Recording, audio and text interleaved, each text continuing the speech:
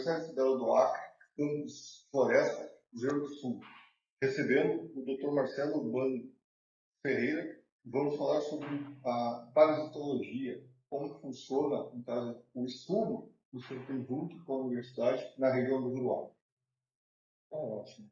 Bom, bom dia, obrigado pelo convite. A gente vai focar hoje principalmente na doença de Chagas. Por que doença de Chagas? Porque, como nosso parceiro, o professor Rodrigo Medeiros, vai contar para vocês, houve alguns casos recentes de transmissão aqui na região. Então, a doença de Chagas é uma doença causada por um protozoário, um parasita, que afeta não só seres humanos, mas uma série de animais. E aí está a importância, porque é uma doença que circula na natureza, independentemente de afetar seres humanos.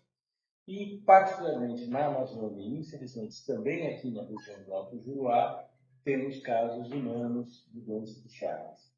Então, o que é exatamente essa doença? Ela é transmitida na natureza, geralmente por insetos que lembram besouros, são insetos que têm o apelido de barbeiros.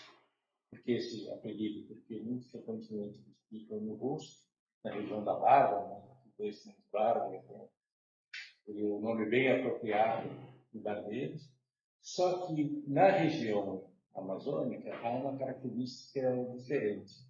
Além da possibilidade de se adquirir infecção pela picada do barbeiro, não é exatamente a picada, mas ao picar, esse inseto acaba defecando sobre a pele e assim que são introduzidos os protozoários. Mas, além disso, existe também a possibilidade de contaminação por via oral, ou seja, um parasita contaminando alimentos que, quando são ingeridos, podem levar à produção da doença de Chagas. E que alimentos são esses? Alimentos regionais típicos. Muito comumente açaí, papuá, abacaba também são alimentos que, durante o preparo, podem ser infectados, podem ser contaminados, na verdade, com as fezes desse barbeiro, desse inseto, que, por sua vez, tem um parasita misturado ali, e assim que as pessoas se infectam. Do ponto de vista de transmissão, geralmente a transmissão ocorre na zona rural, mas não só. Existem esses insetos também na zona urbana. Eles são muito atraídos para palmeiras, e por isso a história do açaí, por isso a história do tapuá, eles são atraídos para as árvores, porque nessas árvores existem muitas fontes de alimentos. Os insetos se alimentam de sangue, eles encontram muitos animais que vão procurar seus alimentos nessas palmeiras. E eles estão felizes. Eventualmente, eles entram nas casas humanas, ficam seres humanos, são muito atraídos pela luz. Então, em zona rural, quando alguém tem um motor de luz, um gerador, deixa a luz acesa, eles são atraídos para as casas, mas não é o típico. O típico é que eles ficarem se alimentando de sangue de animais. E nesse contexto que eles podem eventualmente contaminar alimentos que vão ser usados para alimentação humana, consumo humano, e assim haver transmissão de doenças de Chagas. Essa contaminação em si, ela não acontece só pela picada, mas, digamos, principalmente pelas fezes que vão ser transmitidas no processo de fabricação do açaí. Exatamente. Então, tradicionalmente, quando a gente vai ver sobre doenças de Chagas, historicamente no Brasil, a gente sempre pensa na transmissão pelo inseto, diretamente. O inseto entrando em contato com o ser humano. Mas, de fato, na Amazônia, que hoje tem a maioria dos casos de doenças de Chagas novos que ocorrem no Brasil, o que predomina é a produção oral. Isso é uma coisa que há 30 anos atrás era completamente diferente.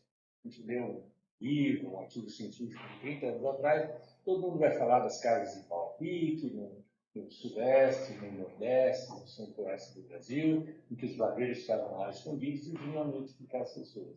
A realidade da Amazônia é diferente, principalmente porque são barbeiros que não entram tanto nas casas, mas eventualmente contaminam os alimentos. E alimentos que, é claro, dependendo do tipo de processamento que se faz, se colher o açaí, lavar o açaí cuidadosamente, ter certeza que no meio aos frutos não há insetos, ter certeza que não há fezes de barbeiros ali, no processo de lavagem, você assegura essa higiene do alimento.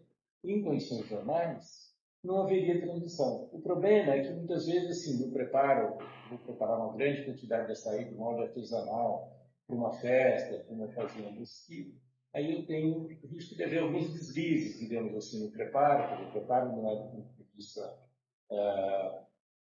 técnico o melhor possível e eu tenho os alimentos contaminados. Em termos do paciente, isso é uma situação muito grave, porque quando a transmissão se dá por via oral, geralmente a quantidade de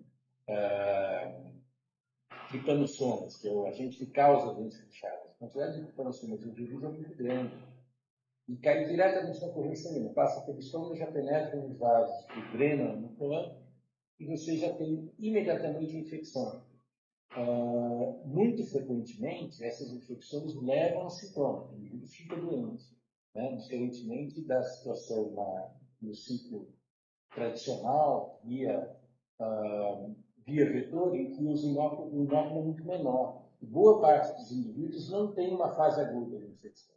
Aqui não, você tem formas graves na fase aguda, pessoas que precisam de hospitalização, principalmente manifestações cardíacas, né, doença de coração, uma miocardite aguda, séria, que precisa de tratamento, mas felizmente há tratamento da doença de Chagas na fase aguda, não é um tratamento fácil, mas tem uma boa eficácia na fase aguda. Então é importante reconhecer esses casos na fase aguda e tratá-los assim que possível. É importante que o senhor coloque aqui, principalmente para a Amazônia ser um ambiente turístico e esse turismo ser internacional, a forma de identificar